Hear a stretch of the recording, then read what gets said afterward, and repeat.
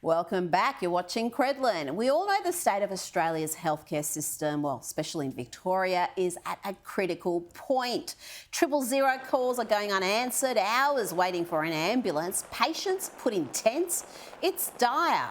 But coming to the rescue is Uber, who are launching a new service this week for patient transport. I don't know about you, but I think I'd rather an ambulance and paramedics rather than an Uber if I'm unwell. So let's see what my fabulous Friday night panel thinks of all this. Joining me now from Sydney is Sky News contributor Prue McSween, and we've also got Menzies Research Centre's Nick Cater. Prue, Nick, welcome to the program. I'll start with you, Prue. What do you think about Uber's latest product? Well, I just think it's another entrepreneurial grab for money. I'm with you. I wouldn't want to be in the back of someone's car feeling vomitous and wondering if I'm having a heart attack. And if you've seen some of the Uber drivers and been in some of the smelly cars, I tell you, you wouldn't want to be there if you're feeling ill. But I have a client called Sherpa. It's a courier company. Now, they deliver pharmacy. And can I tell you, there are so many stringent protocols and training programs that their drivers have to undergo. Will the Uber drivers have to do that when they're dealing with real life people? I just wonder. I think it's fraught with danger. Nick, I think this entire proposal's mad. I mean, that's just something that you can't compromise on because lives could be in the line. Trust you to be on the side of the unionised ambulance drivers. I think it's a great idea, I really do. And obviously, Prue's idea that you'd be stepping inside some beaten up, Hyundai i30, it's not going to be like that, right? It's going to, it's a proper service of qualified drivers, and they're dispatched only for jobs, obviously, only for people that are in a fit condition to go to come. I mean, most people who go to hospital don't need an ambulance, by the way. I mean, the last time I did, I needed one, but most people don't. And I tell you what, I reckon we should put Uber in charge of the whole Victorian ambulance service, and I'll tell you, they're very efficient. They clear up that ramping problem in about 2 hours. Well, let's get to the crisis that's hurting our local cafes and hospitality industry as a whole. They can't get any staff. In fact, we've got 95,000 jobs that need to be filled.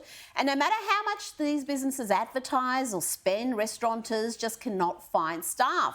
This has led one Melbourne chef, the co-owner of Commune Group, he's gone all the way to Dubai to hire 30 chefs at a jobs fair, pay travel and visa costs, and hope they'll be here for the busy Christmas period.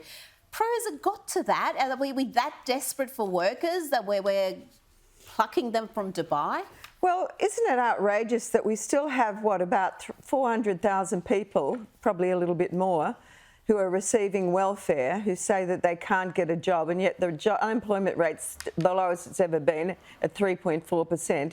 So why are we paying these people? It's ironic to me. When I was in Dubai, I got into a taxi once and he said, "Oh, you're from Australia. You pay people not to work." And I thought, that's the attitude. So people in Dubai be beating the door down to come here.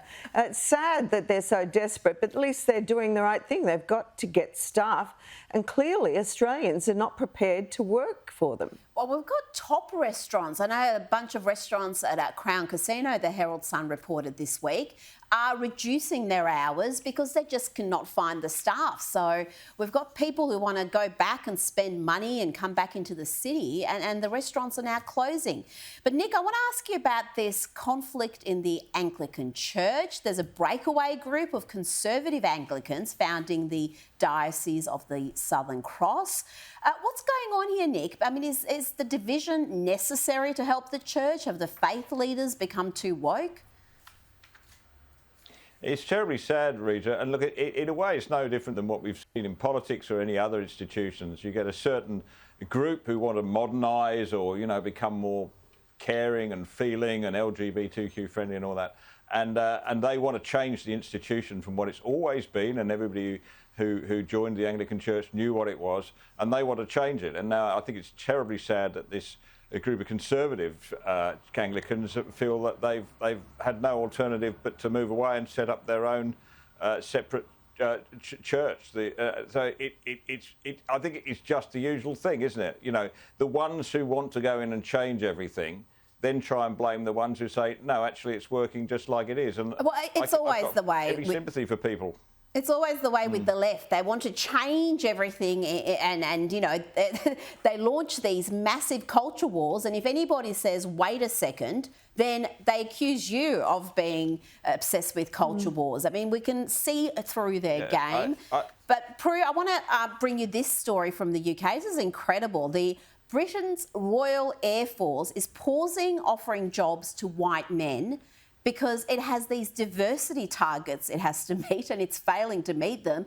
I mean, this is just, we've got war in Europe, we've got tensions in Taiwan, Prue. The British Defence Force is preoccupied about diversity targets. Just get the most qualified people into the jobs. So when we're staring down the gun of a Chinese militia, are we going to be worrying? Are they going to be worried if it's a man or a woman who's manning the guns on the other side? I mean, this is absolutely absurd, and it's insulting to all of us, and insulting to men and women and all genders. I mean, for God's sake, we're lucky if people will sign up, and if they can pass the course, you know, we're grateful. We're going to need every man, woman and child and everybody else within whoever claims to be whatever gender signing up when the Chinese start wanting to come over the Gulf of Carpentaria. And Nick, I've got to say, as a person of colour, I find this stuff so insulting, because the people who are hired, who are well credentialed and capable of doing the job, well, it really undermines their achievement because they're seen as just a quota filler.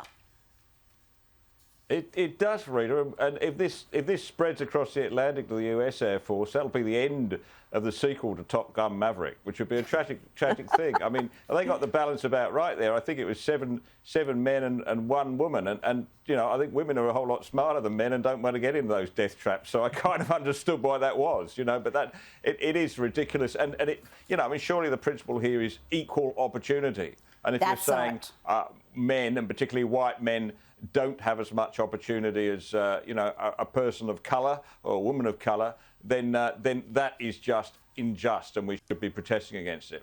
We should, because it's not about equality anymore. It's all about equity. And when they say equity, red flags should be raised. Now, this story sounds like parody to me, but can't be true, Prue, surely. But there's a report in the Courier Mail today saying almost 40% of dog owners think their furry friends are part of the LGBTQIA plus family. Prue, in 15 seconds, please explain this to me. All I want to say is, thank God these people are dog lovers, because they'd have mongrel children. Well, I don't even understand that answer, but Prue McSween, Nick Cater, thank you so much for joining me tonight on Credlin.